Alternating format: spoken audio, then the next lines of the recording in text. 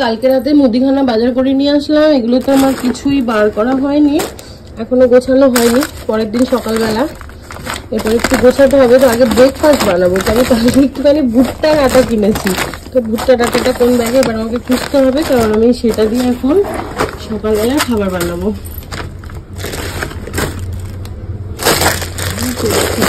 মুশকিল সব না হলে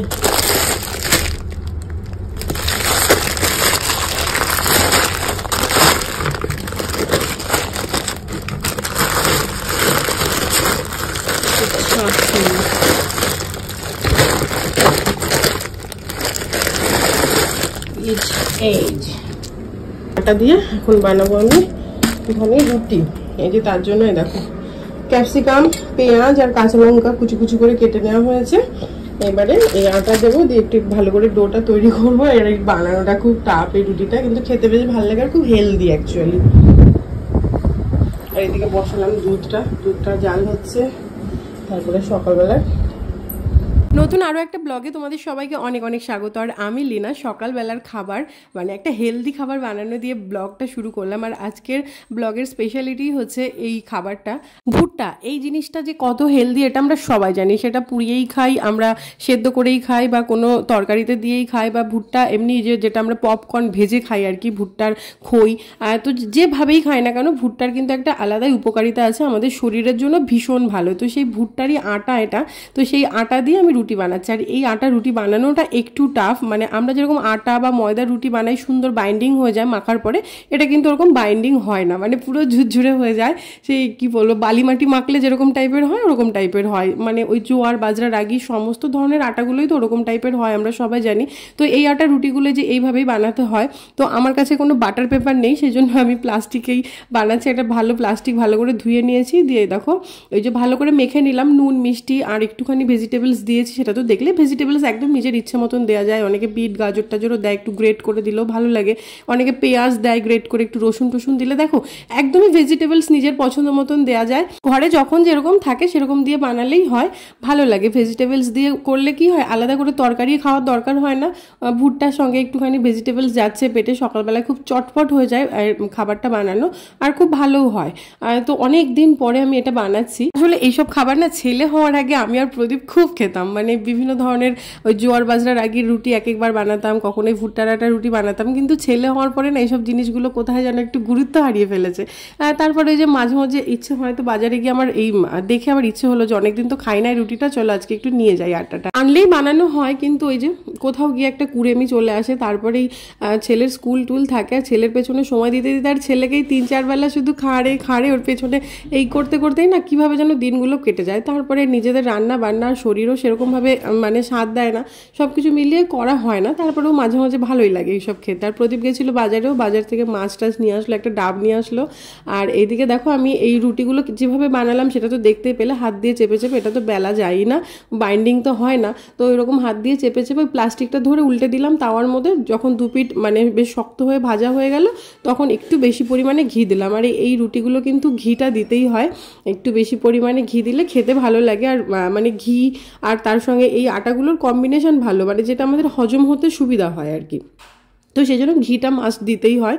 তো ঘি দিয়ে সুন্দর করে দেখো ভেজে নিচ্ছে, আর খুব সুন্দর গন্ধ বেরোয় কিন্তু, আর নুন মিষ্টি ঠিকঠাক ব্যালেন্স করে দিলে পারে খেতে বেশ ভালো লাগে। দেখতে হয়তো একটু বাজে হয়, কিন্তু খেতে বেশ ভালোই হয়। আর ওই যে মেন হেলদি ব্যাপারটা থাকে, আর সঙ্গে ভেজিটেবলস যাচ্ছে। আর এটা খাওয়ার জন্য না আমি একটা ওই চাটনি টাইপের বানালাম, পুদিনা, ধনেপাতা, একটু কাঁচা লঙ্কা, 2 কোয়া রসুন আর একটুখানি আমের কুচি দিয়ে ওটাকে মিক্সিতে আমি পেস্ট করে নিয়েছি, আর নুন মিষ্টি দিয়েছি, দিয়ে সুন্দর একটা টক ঝাল ঝাল একটা মানে চাটনি হয়েছে ধনেপাতা পুদিনা, সেইটা দিয়ে আমি এটা খাবো।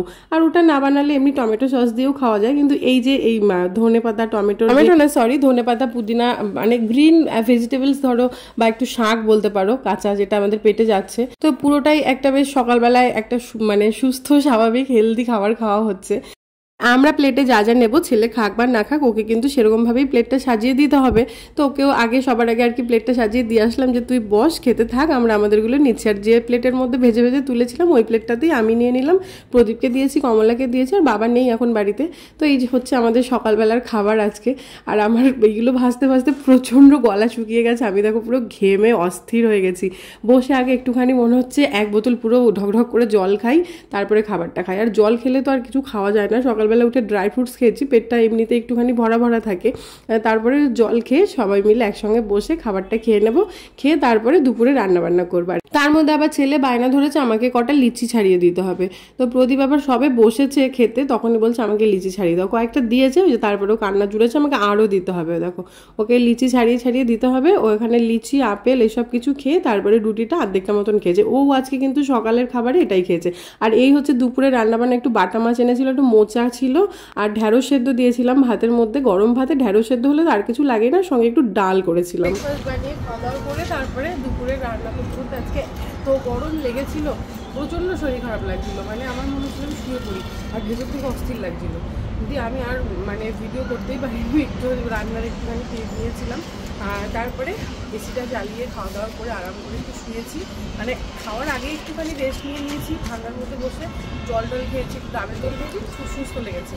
তো তারপরে এখন মোটামুটি ঠিক আছে। তো এখন যাচ্ছি হচ্ছে পার্কে, স্কুল ছুটি পড়েছে, তো পার্কে নিয়ে যাওয়া হয় না। বেচারার খুব দুঃখ, আসলেই তো বাচ্চারা একদম ঘরের মধ্যে থাকে, একদমই ভালো লাগে না। তো যেহেতু এখন একটুখানি ফাঁকা আছে আজকে, ওই জন্য নিয়ে যাচ্ছি। ওরা বাড়ির পাশে আমাদের এখানে একটা পার্ক আছে, কল্পতরু পার্ক, তাই না? ওটা কল্পতরুই তো ওটার নাম, মিউনিসিপ্যালিটি, তাই না বর্ধমান? খুব ভালো, মানে খুবই ভালো, সুন্দর জায়গা। মানে আমরা গেলেও ভালো লাগে ওখানে বসে থাকতে, খুব সুন্দর সাজানো গোছানো একটা পার্ক, আর বাচ্চাদের তো ভালো লাগেই। তো ওখানটা একটুখানি যাচ্ছি, রেডি হয়ে বেরিয়ে পড়েছি। পার্ক কোথায় যাচ্ছ তুমি? গাড়ি কেন?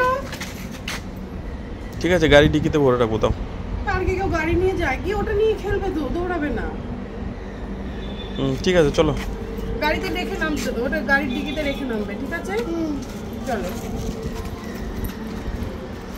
চলে এসো, চলে এসো, ওদিকে যায় না।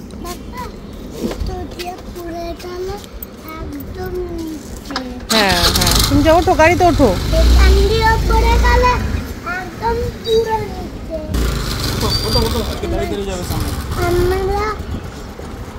ওই দেখো কমলা পরিষ্কার পরিচ্ছন্ন করছে। চলো বসছি, হ্যাঁ। দেখো চলে এসেছি আমাদের বর্ধমানের কল্পতরু পার্কে। পার্কটা কিন্তু খুবই সুন্দর, বিকেলবেলা আসলে বেশ ভালো লাগে, শীতকালে তো ভালো লাগেই, এই গরমের দিনেও ধরো 4টে সাড়ে 4টের দিকে যদি পার্কে আসা যায় না, এত সবুজ সবুজ রয়েছে এই ঘাসগুলোর মধ্যে, খালি পায়ে হাঁটতে তো খুবই ভালো লাগে। আমি তো জুতো খুলে একটুখানি হাঁটছিলাম, তারপরে এমনি বসেছিলাম, আর ছেলে খেলা করছিল। ও প্রচণ্ড মানে স্লিপ চড়তে ভালোবাসে, তো ওটাই চড়েছে শুধু, যতক্ষণ পার্কে ছিল ততক্ষণ শুধু স্লিপ চড়েছে। এই যে ডাইনোসর যেটা, এটাও একটা স্লিপ, কিন্তু এটা একটুখানি বড় না হলে আর কি বাচ্চারা সামলাতে পারে না। আর ছোটদের একটা ছিল, সেটার মধ্যে আর কি খেলাধুলো করেছে, আর আমরা ছিলাম বসে। তারপরে গেছি একটু পার্লারে, আমার মানে অনেক দিন পার্লারে যাওয়া হয় না, আর চুলটার অবস্থা খুব খারাপ হয়ে গেছিলো। মানে মনে হচ্ছিল যেন চুলের গোড়ায় প্রচণ্ড পরিমাণে ড্যান্ড্রফ হয়েছে, এত চুলকাচ্ছিল মাথা, আসলে ঘাম হয়তো এখন, তো সেই জন্যই আর কি চুলের গোড়াটা মানে যাতা অবস্থা হয়ে গেছিলো। তো সেই জন্যই আমি পার্লারে গেছি, আর এই কদিন একদমই সময় পাইনি। তো পার্লারে আমাকে একটা ট্রিটমেন্ট করে দিচ্ছে ড্যান্ড্রফের, তো সেটাই আমি মানে একদম কমপ্লিট হয়ে গেছে, এটা একদম শেষে। তখন মনে হলো যে একটা ভিডিও ক্লিপ নিই, তার জন্য একটা ভিডিও ক্লিপ নিলাম, দিয়ে তারপরে সোজা চলে এসেছি বাড়ি।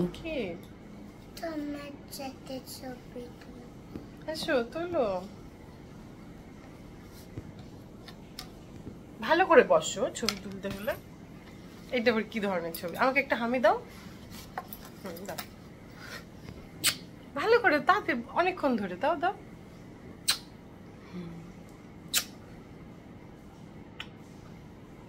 ছবিগুলো পার্ক থেকে বেরিয়ে স্পেশাল ফুচকা খেয়েছি, আমাদের এখানকার বিখ্যাত। তারপরে জল ফুচকা খেয়েছি, দই বড়া খেয়েছি। খেয়ে দিয়ে তো একটু পার্লারে গেছিলাম, আর পার্কে ভীষণ মজা হয়েছে, ছেলে তো খুব আনন্দ পেয়েছে। তারপরে আমি একটু পার্লারে গেছিলাম, আইব্রো মনে হয় 1.5-2 মাস হয়ে গেল আমি করিনি, তো সেই জন্য একটু আইব্রো করতে গেছিলাম, সেই টাইমই পাইনি।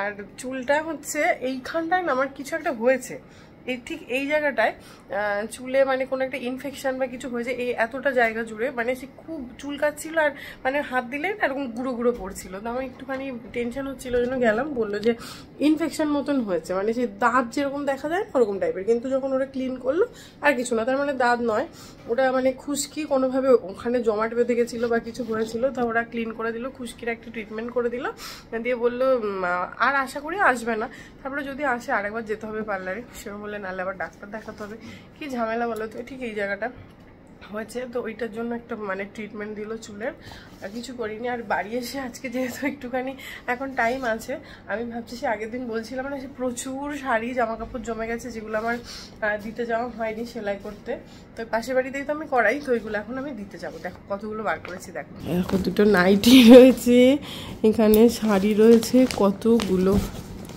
দেখো শাড়ি রয়েছে, দেখো কতগুলো শাড়ি, চুড়িদারের পিস, এই একটা শাড়ি, এইটা তো আগের দিন দেখালাম,